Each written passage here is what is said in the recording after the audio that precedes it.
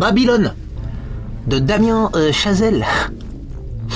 Le film a bidé, hein. Voilà, pour 80 millions sans le marketing, il n'en a rapporté que 63. L'échec intégral. Alors le film va être un petit peu vite oublié, pas très intéressant peut-être au final, et j'ai peut-être en fait pas envie de sortir une critique sur ce film, mais voilà, à coup sûr, il sera dans le top 10 des meilleurs films de 2023. Alors comme ça au moins il y aura un truc à répondre à tous ceux qui trouvent ce film incroyable. Oui, en fait c'est un reboot de Singing in the Rain, avec des nichons, hein, voilà.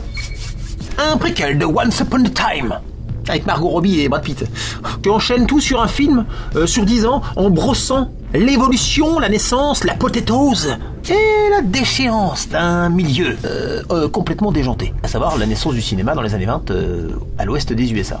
Un petit peu, ça fait un peu comme un Casino ou un Loup de Wall Street de Scorsese, mais là, en ce cas-là... me vient une idée d'un seul coup.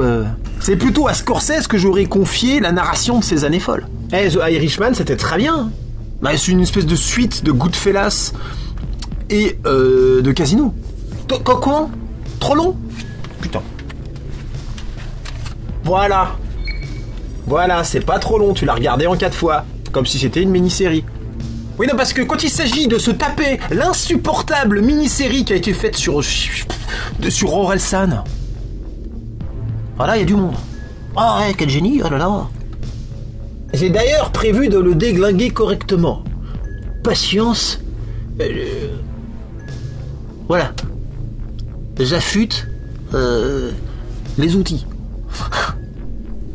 Déjà, Babylone, le titre. Babylone, c'est fourre-tout comme titre, qu'est-ce que c'est de ça ? Nul. Non mais tout est babylonesque de nos jours, t'as dit ça, t'as rien dit. Regarde, Whiplash.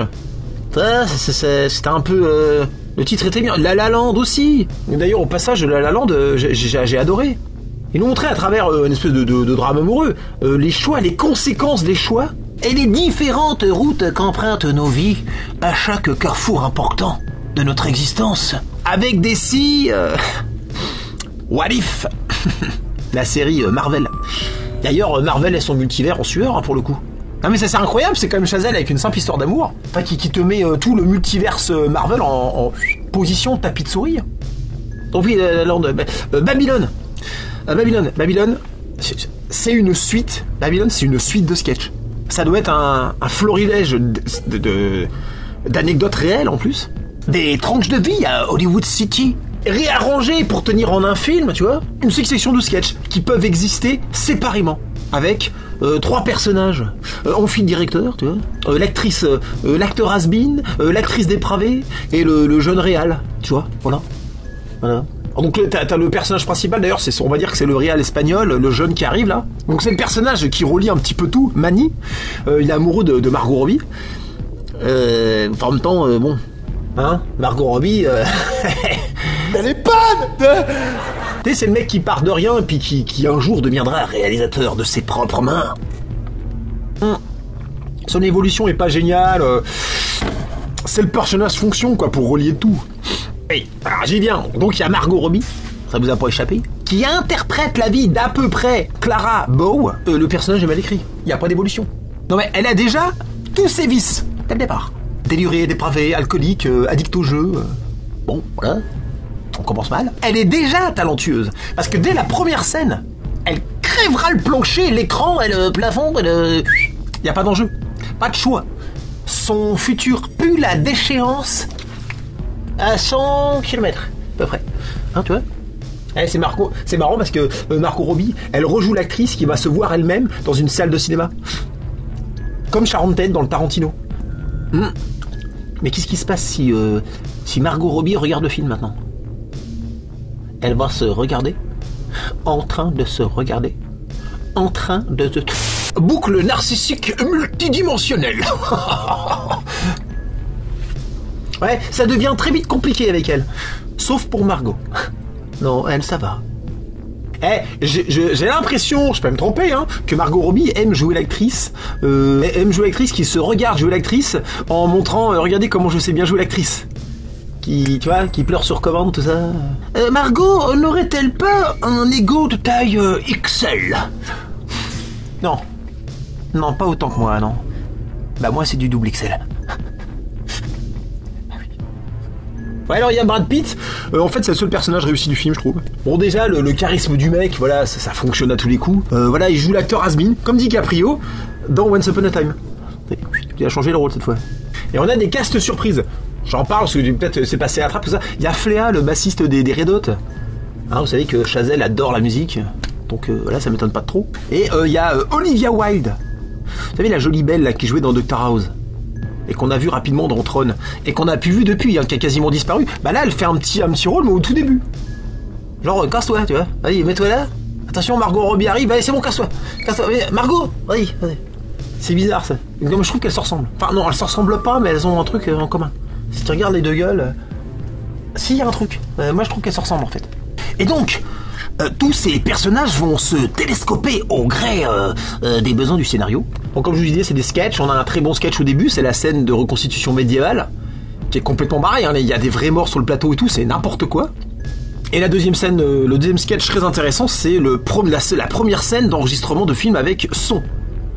Voilà, avec le micro, puis ils savent pas s'en servir, donc il faut refaire la scène 10 fois, et ils deviennent fous. Voilà. Alors le sketch marche. Le sketch marche. C'est un sketch, il est réussi. Et à un moment donné, il y a une scène avec un serpent. Je pose ça là. Hein, je fais comme Chazelle. Bah t'en fais ce que t'en veux. Je te fais ça. Pourquoi ? Non, c'est pas. Non. Bah, moi non plus. Mange des anecdotes et puis ta gueule. Il y a le sketch vomi avec Margot. Je comprends pas. Ni drôle, ni fun, ni dramatique, ni Caragua, Nicolas Cage. D'ailleurs, il y a une scène pipi aussi. Hein. Ce film est assez trash. Et assez dégueulasse en fait, ils aiment bien faire de... Bon. Eh ben, il y a le sketch de la caméra cassée au début. Le gars, on lui demande d'aller chercher une caméra. Donc il va prendre une caméra au pif, il arrive dans le bordel de la caméra. Le mec il lui dit une 2304 ou une 2305. Je sais pas, c'est quoi la différence. Et là t'as tous les techniciens dans la salle. Ah, il s'est pensé quoi la différence. Bah, mec, ils sont tous se pissent dessus les mecs, c'est la blague de l'année quoi, toi. Puis nous on est comme Mani, hein. Et là on comprend pas, ça fait... Bah raconte pourquoi c'est drôle.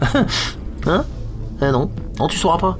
On s'est tous regardés dans la salle, on a pas... Tu sais, à moins de tomber sur un vieux chef-op qui a à peu près 150 ans, parce que pour avoir manipulé des caméras comme ça, faut avoir à peu près 150 ans, qui serait là dans la salle, qui ferait... Excellent la vanne, excellent. Une 2304, il sait pas ce que c'est.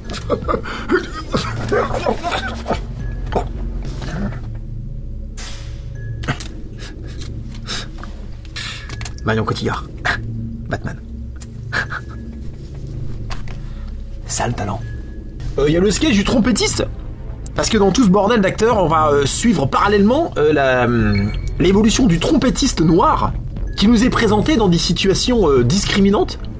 Comme le moment où on lui explique que sa peau n'est pas assez noire pour passer à l'écran et qu'il faut qu'il se rajoute de la peinture noire sur sa peau pour être encore plus noir. Tu vois ? Le trauma. Nous sommes dans les années 20. Je précise, le film se passe dans les années 20. C'est l'âge d'or du Ku Klux Klan. Pour ceux qui ne le savent pas. Il y a un revival à l'époque là. Et, désolé, mais sa réaction, la réaction de l'acteur, ressemble plutôt à celle d'un acteur d'aujourd'hui qui serait transporté dans cette époque. Alors que de tout ce qu'il a dû subir depuis le début de la journée, voire de sa vie, c'est probablement le moins pire. Sa réaction rend la scène moins efficace que si le mec avait accepté tranquillement sans rien dire. Voilà, pas plus surpris que d'habitude de faire ça. C'est nous qui sommes censés être choqués. Pas l'acteur. Hein. D'ailleurs, qu'il soit choqué ou pas, ça nous choque quand même, nous. Mais c'est plus choquant si lui ne l'est pas. Ouais. La banalitude du racisme quotidien subi stoïquement. Surtout que, désolé de pousser la réflexion au max, c'est mon problème, oui. Mais c'est aussi ma particularité, je pousse tout à fond. Ça, je vais mettre à fond, ça. Désolé, mais on a bien demandé à cet acteur de 2023 noir de se noircir pour une reconstitution filmée d'un événement filmé, comme à l'époque. La raison n'est plus la même, mais on lui demande bien de faire la même chose, de se noircir pour passer à la caméra. Ouais, le mec il dénonce un truc en le refaisant en fait. Ouais, c'est con. Il y a un sketch avec Spider-Man, Tobey Maguire. en mafieux avec des poches sous les yeux, c'est bien trash, complètement shooté. Bah si, parce qu'il a des poches sous les yeux. Donc tout de suite tu fais c'est un méchant, il a des poches sous les yeux. Alors ouais, il y a une mine dans le désert reconvertie en lieu de dépravation extrême, tu vois, symbolisant l'enfer de Dante, que sais-je. Qu'est-ce que ça vient foutre là, quoi? Le film switch en mode hostel. Ah, on est là, et ça dure 10 minutes, hein. T'as pas intérêt à t'endormir. Le film dure 3h08. Ouais, je l'ai pas dit, mais je te le dis maintenant. Hein? T'y vas pas, hein. 4 minutes de moins qu'Avatar 2. Et donc oui, t'as pas intérêt à t'endormir, parce que sur 3 heures, ça dure 10 minutes. Si tu te réveilles en plein... Tu sais plus si t'as pas raté un film. Ça se trouve, c'est une vraie anecdote d'époque. Ça m'étonnerait pas du tout. Mais cette histoire de dette de jeu de Margot avec le mafieux Spider-Man ça nous fait quitter le monde du cinéma et on entre d'un seul coup dans un film qui ressemble plus à un polar, quoi. Un film de gangster. Et puis un petit truc au niveau des scènes de flingue. J'aime les armes. Et les mecs qui se barrent de la grotte, tu sais. T'as les mafieux, ils les poursuivent, ils sont à 12, tu vois. 12. Combien y en a, bordel? Il y en a 12. 12. Bah ils sont 12, ouais. Pourquoi? 12. Mais y a pas une seule balle qui les touche. Tu sais, y a un côté un peu cartoon dans la fuite, tu vois. Mais why not? Why not, but I'm not waiting for the... Parce que moi j'étais... I watch the... Hein? Parce que je suis désolé, mais dès le lendemain, ils envoient un mec les retrouver, tu vois.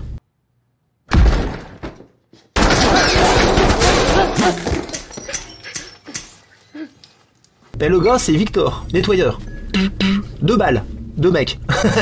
Propre. J'aime bien, hein. Et voilà, niveau flingage, on passe de Tom et Jerry à No Country for Old Men.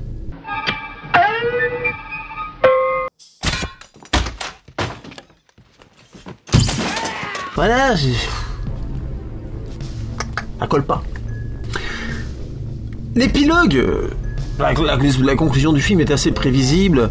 Pourquoi est-ce qu'on nous montre la mort pas très flamboyante de Brad Pitt, qu'on voit pourtant arriver à 100 km, hein, comme tout à l'heure, 100 km. Pareil. Tu vois, la déchéance de Margot, là, tu la vois, elle est là-bas. Et pourquoi on nous montre donc la mort de Brad Pitt qui sert à... Voilà, qu'on a deviné, mais pas celle de Margot? Non. Non, Margot, on découvrira qu'elle est morte, tu sais, en lisant un journal, comme ça. On verra le journal. Et, oh, Margot, elle est morte. T'as vu? Oh, puis Brad Pitt, il est mort. T'as vu? Oui, bah oui, on sait, parce qu'on l'a vu se suicider juste avant. C'est con. Bah oui, ça fait doublon. Parce que, vous savez quoi, en ce cas-là, montrez-nous la mort de Margot. Comme ça, il n'y a pas besoin de la scène du journal. Tu choisis, mais tu fais pas la moitié l'un, moitié l'autre. Moi, je trouve que c'est une erreur de mise en scène. Est-ce que quelqu'un n'est pas d'accord avec moi? Et puis... il y a la conclusion.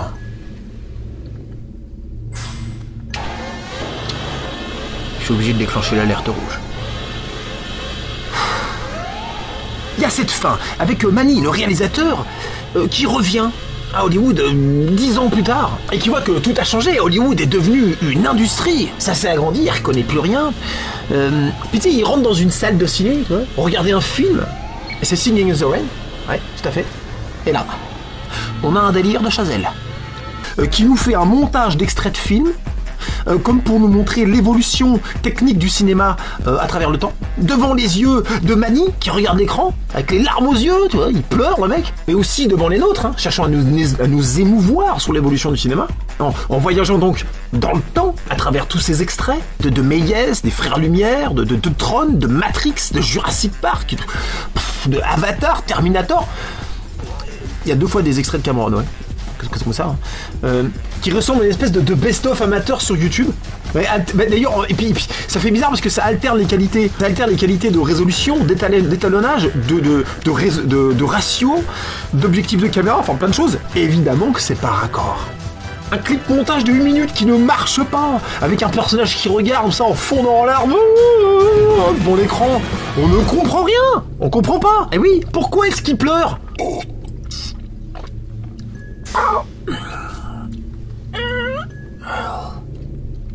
Restez caché, il est au fond.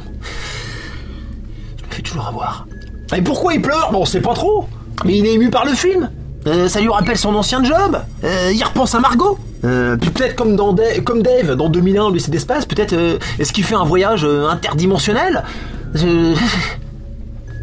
Maladroite mise en abîme du cinéma, qui se regarde nombril en singeant la figure de style intellectuelle de manière grossière. Pour conclure, Babylone, c'est beau, c'est long, t'as un très gros travail, hein. Si, quand même, reconstitution, tout ça. C'est pour les fans d'histoire de cinéma. Oui, et ceux qui aiment Margot Robbie, oui. Ah si. Ben parce que Margot Robbie... Elle est panne de... Mais déjà vu, voilà, on a un très bon cast perdu dans une histoire fourre-tout, voilà. Et je n'aurais pas été si dur si Chazelle n'avait pas été si bon.